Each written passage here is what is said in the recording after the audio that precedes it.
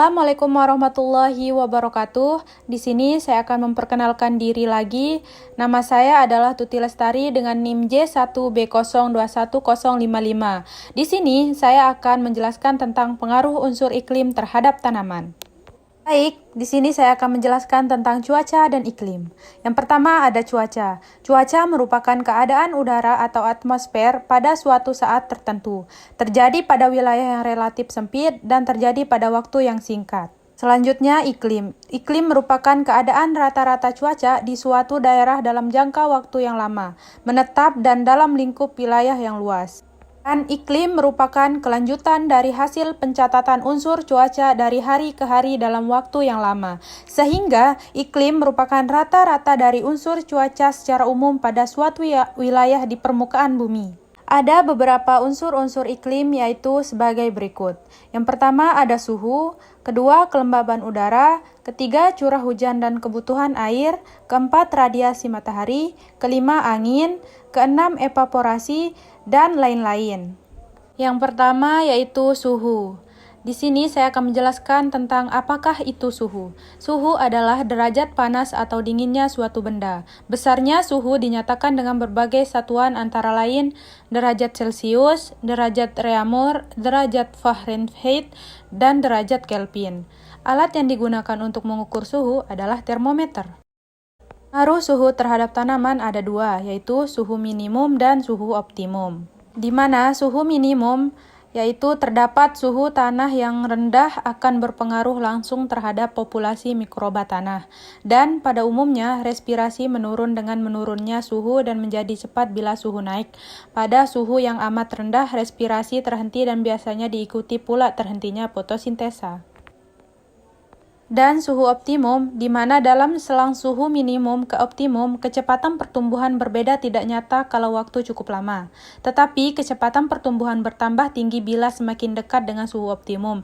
Dan tanaman di daerah sedang, suhu optimum untuk fotosintesa lebih rendah dibandingkan dengan suhu optimum untuk respirasi. Yang kedua yaitu pengaruh kelembaban udara terhadap tanaman. RH terlalu rendah menyebabkan laju transpirasi kadang-kadang berlebihan sehingga dapat mengakibatkan daun layu sementara, sampai aliran air dari akar dapat mengimbanginya, dan menyebabkan perkembangan vektor serangga lebih tinggi, sehingga timbul penyakit yang disebabkan oleh virus.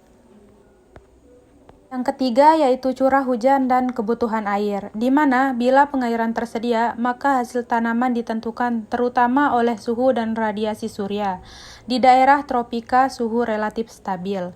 Sedangkan kebutuhan air tanaman dipengaruhi anasir iklim dan tanah, di mana anasir iklim ada beberapa yaitu radiasi surya, suhu, kecepatan angin, kelembapan, terutama menentukan evaporasi.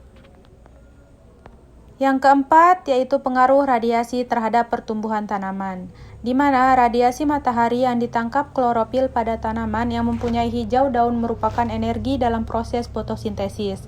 Hasil fotosintesis ini menjadi bahan utama dalam pertumbuhan dan produksi tanaman pangan. Selain meningkatkan laju fotosintesis, peningkatan cahaya matahari biasanya mempercepat pembungaan dan pembuahan. Sebaliknya, penurunan intensitas radiasi matahari akan memperpanjang masa pertumbuhan tanaman.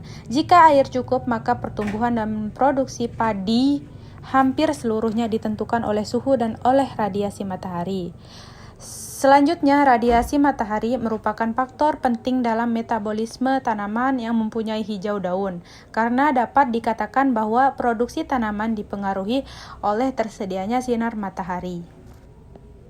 Yang kelima, pengaruh angin terhadap tanaman, di mana secara luas angin akan mempengaruhi unsur cuaca seperti suhu yang optimum di mana tanaman tumbuh dan berproduksi dengan sebaik-baiknya. Kelembaban udara yang berpengaruh terhadap penguapan permukaan tanah dan penguapan permukaan daun maupun pergerakan awan membawa uap air sehingga udara panas menjadi sejuk dan juga membawa gas-gas yang sangat dibutuhkan oleh pertumbuhan dan perkembangan tanaman. Ditinjau dari segi keuntungannya, angin sangat membantu dalam penyerbukan tanaman. Angin akan membawa serangga penyerbuk lebih aktif membantu terjadinya persarian bunga dan pembenihan alamiah.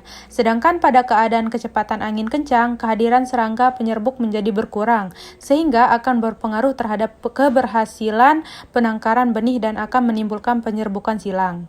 Dari segi kerugiannya, angin yang kencang dapat menimbulkan bahaya dalam penyerbukan. Karena angin, bijinya tidak bisa menjadi murni sehingga tanaman perlu diisolasi dan juga dapat menyebabkan penyakit seperti perkembangan jamur. Dan yang keenam atau yang terakhir yaitu evaporasi.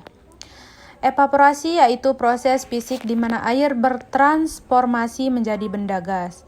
Dalam irigasi, penguapan adalah uap air yang hilang dari tanah dan permukaan air. Proses ini merupakan salah satu komponen penting dalam siklus hidrologi karena mampu mengurangi simpanan air di dalam tubuh air, tanah, dan juga tanaman. Mungkin hanya itu yang dapat saya sampaikan, kurang dan lebihnya mohon maaf. Wassalamualaikum warahmatullahi wabarakatuh.